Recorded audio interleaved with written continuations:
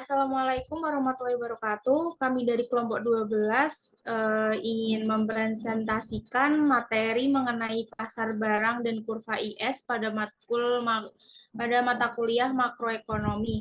Sebelumnya, perkenalkan nama saya Farha Alia dengan NIM akhir 407 dan ada 3 rekan saya.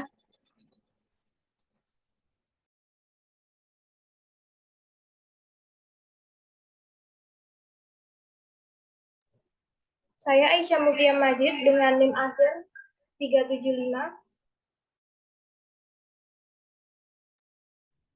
Saya Samuel dengan NIM akhir 426.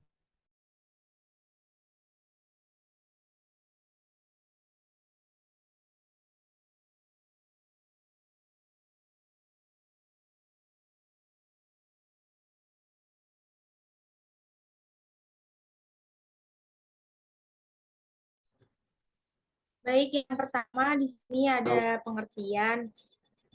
Jadi, pasar barang adalah pasar di mana sebuah barang dan jasa yang diproduksi oleh suatu negara dan dalam jangka waktu tertentu. Permintaan dalam pasar barang merupakan agregasi dari sebuah permintaan akan barang dan jasa di dalam negeri. Sementara yang menjadi penawarannya adalah semua barang dan jasa yang diproduksi dalam negeri.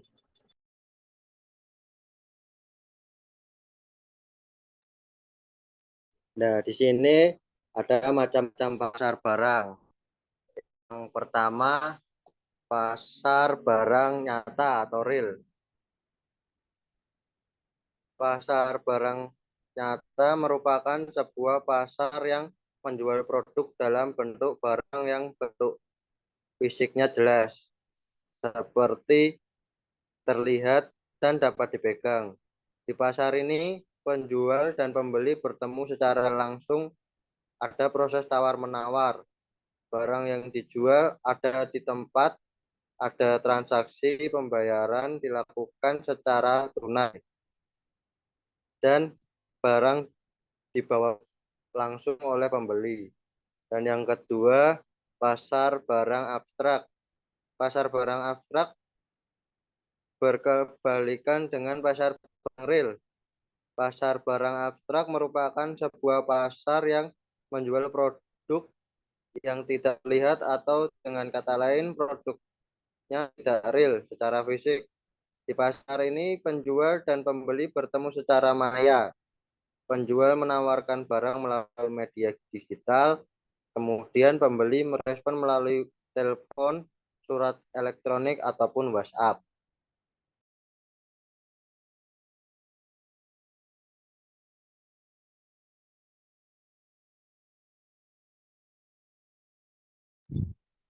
Yang selanjutnya adalah ciri-ciri pasar barang. Yang pertama, adanya calon penjual dan pembeli dalam pasar. Kedua, adanya suatu barang atau jasa yang hendak diperjualbelikan di dalam pasar. Ketiga, adanya sebuah interaksi antara penjual dan pembeli baik secara langsung maupun tidak langsung. Yang keempat, adanya suatu proses permintaan dan penawaran oleh kedua belah pihak. Fungsi pasar barang. Yang pertama, sebagai tempat atau sarana untuk memperoleh informasi mengenai jenis barang yang diperdagangkan di pasar dunia. Kedua, sebagai tempat atau sarana untuk mengadakan aktivitas transaksi berbagai barang yang berlaku di pasaran dunia.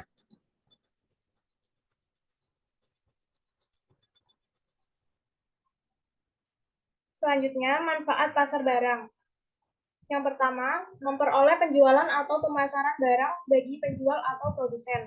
Dengan adanya pasar barang, maka penjual atau produsen dengan leluasa menjual atau menawarkan dagangannya di pasar ini. Penjual tidak perlu lagi berkeliling untuk menawarkan dagangannya atau mencari pembeli. Yang kedua, konsumen atau pembeli dengan mudah mendapatkan barang.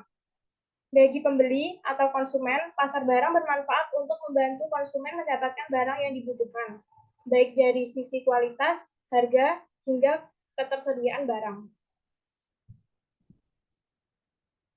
Yang ketiga, sebagai penambah devisa dari sisi pemerintah. Jika barang produksi memiliki standar kualitas internasional, maka produk dalam negeri memiliki kesempatan untuk bersaing dengan produk luar negeri. Terbukanya peluang menjual barang pasar internasional berpotensi meningkatkan pendapatan nasional dari devisa yang masuk ke negara ini. Dalam hal ini, pemerintah merasa sangat terbantu dengan adanya pasar barang.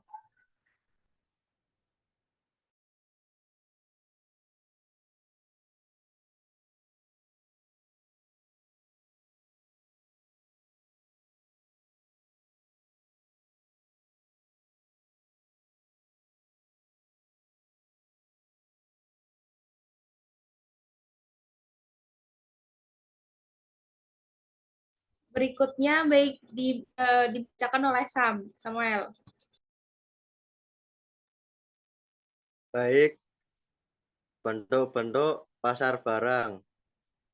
Bentuk pasar barang berdasarkan cakupan area. Pasar lokal, yang kedua pasar daerah, yang ketiga pasar nasional, yang keempat pasar internasional. Yang kedua, yang opsi B, ada bentuk pasar barang berdasarkan jenis barang yang ditawarkan. Yang pertama, pasar barang konsumsi, dan yang kedua, pasar barang produk. Yang opsi C, bentuk pasar barang dengan berbagai kriteria. Yang pertama, pasar barang persaingan sempurna, dan yang kedua, pasar barang tidak sempurna. Pasar persaingan tidak sempurna meliputi pasar monopoli, pasar oligopoli, dan yang terakhir pasar monopolistik.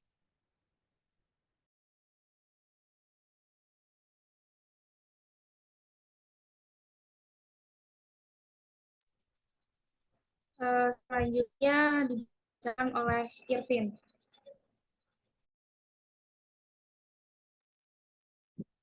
Contoh pasar barang. Yang pertama ada pasar barang produksi. Pasar barang produksi merupakan pasar yang memperjualbelikan faktor-faktor pendukung suatu produksi. Pasar ini memperjualbelikan sumber daya produksi, misalnya pasar mesin-mesin industri, pasar mesin otomotif, pasar tenaga kerja, dan pasar uang. Lalu yang kedua ada pasar barang konsumsi. Pasar barang konsumsi merupakan pasar yang memperjualbelikan barang-barang konsumsi. Sebagai contoh, pasar barang konsumsi adalah yaitu pasar beras, pasar ikan, pasar tekstil, pasar sayur mayur, pasar buah-buahan, dan pasar kelontong. Lalu yang ketiga ada pasar barang seni. Pasar barang seni merupakan pasar yang memiliki kegiatan memperdagangkan hasil karya seni, baik produk masa lalu, masa kini, atau produk lokal yang dari budaya daerah setempat yang bersifat asli, unik, langka, dan legal. Sebagai contoh, pasar seni Gabusan di Yogyakarta. Lalu ada pasar Bringarjo di Yogyakarta, pasar Sukawati di Bali, pasar Triwidu di Surakarta, dan banyak pasar barang seni di daerah lain.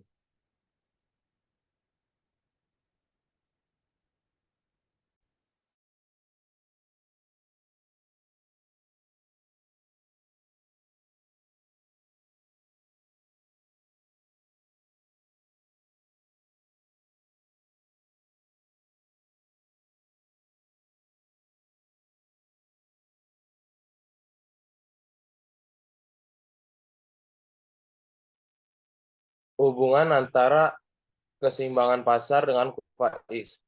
Keseimbangan pasar barang tercapai bila penawaran barang dan jasa telah sama dengan permintaannya. Pada kondisi ini, total produksi sama dengan total pengeluaran, atau Y sama dengan AE, C tambah S sama dengan C tambah I, S sama dengan I,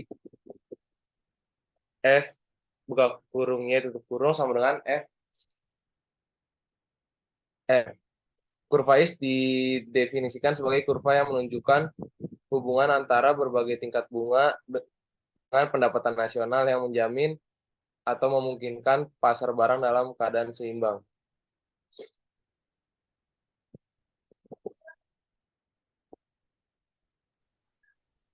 Selanjutnya, pergeseran kurva IS.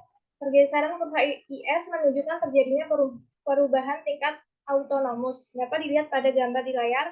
Jika investasi autonomus meningkat, kurva investasi akan bergeser ke kanan yang menyebabkan kurva IS bergeser ke kanan dari IS0 ke IS1.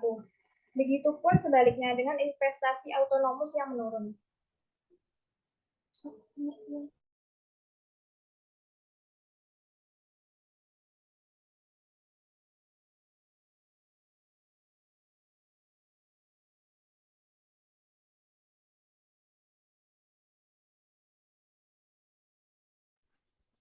Yang terakhir, ada kesimpulan.